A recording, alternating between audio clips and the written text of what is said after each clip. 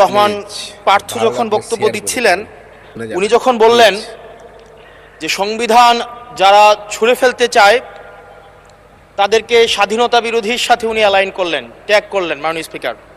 এবং তখন ট্রেজারি বেঞ্চের সম্মানিত মাননীয় মন্ত্রী যারা ছিলেন তারা সেটাকে টেবিল চাপড়িয়ে সেটাকে সমর্থন দিলেন।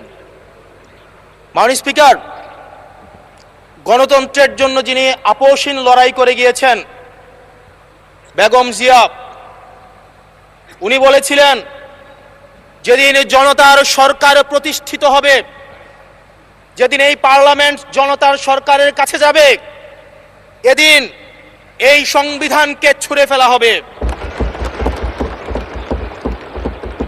ট্রেজারি বেঞ্চের যে মন্ত্রীরা ছিলেন তারা দীর্ঘদিন, তাদের সারা জীবন তারা বেগম জিয়ার সাথে রাজনীতি করেছেন।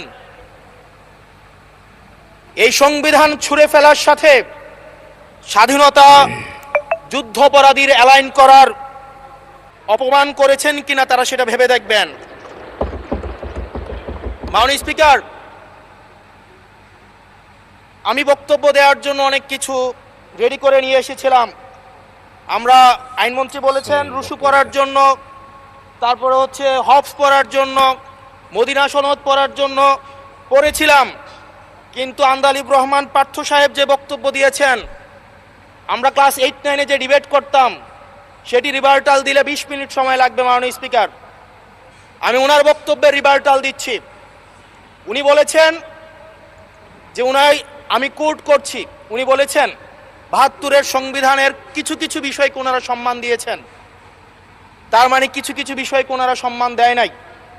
তার মানে এই অভ্যুত্থানের পরে এই সংবিধানের কিছু অংশ ওনারা মেনেছেন, কিছু অংশ ওনারা মানেন নাই। ওনারা কেবল ওই অংশটাই মেনেছেন যে অংশটা ওনাদের পক্ষে গিয়েছে, যে অংশটা ওনাদের বিপক্ষে গিয়েছে এই অংশটা ওনারা মানেন নাই। মাননীয় স্পিকার, এই ধরনের প্রকৃতি সম্পন্ন যারা আছে বাংলাদেশের পার্লামেন্ট যারা দেখছেন তারা সিদ্ধান্ত নেবেন, যারা কখনো কখনো কনফর্মিস্ট, যারা কখনো কখনো রিফর্মিস্ট, তারা মূলত হচ্ছে অপরচুনিস্ট। এখন আমি সংবিধানের কিছু কিছু ধারা মানব, কিছু কিছু ধারা মানব না। আমি কখনো কখনো সাংবিধানিক, কখনো কখনো আমি অসাংবিধানিক। মাননীয় স্পিকার, যখন ডক্ট্রিন অফ নেসেসিটির প্রশ্ন আসে, মাননীয় স্পিকার, এই এক্সিস্টিং সংবিধান অনুযায়ী যখন 7A এবং 7B বলবৎ থাকে, সেই জায়গা থেকে আইনজ্ঞরা, মাননীয় স্বরাষ্ট্রমন্ত্রী উনি থাকলে ভালো হতো। ডক্ট্রিন অফ নেসেসিটি মাননীয় স্পিকার